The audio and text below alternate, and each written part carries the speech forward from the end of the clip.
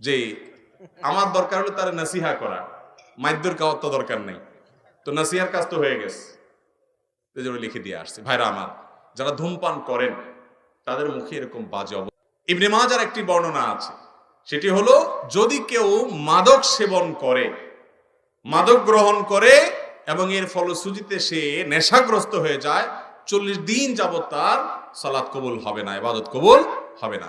তো ধূমপানটা তো এটা তো এর ফলে এক নম্বর কথা হলো মানুষ আসক্ত হয় না, মাতলামি করে না, মাতলামি আসে না। দ্বিতীয় কথা হলো যে ধূমপান এমনিতে নাজায়েজ এবং গুনাহের কথা, সেটা নিয়ে কোনো সন্দেহ নাই, কিন্তু এটা এরকম না যে এটাকে মাদকের মধ্যে ফেলা যায় এবং এর কারণে আসকারা হাদিসে আসছে শুধুমাত্র শারিবাল খামার না, মানে শারিবাল খামার বা আসকারা, পদ পান করলো এবং নেশাগ্রস্ত হয়ে গেল, তার 40 দিন ইবাদত কবুল হবে না। অতএব ধূমপানকারীর জন্য এটা প্রযোজ্য না, কিন্তু এর মানে এই না যে ধূমপান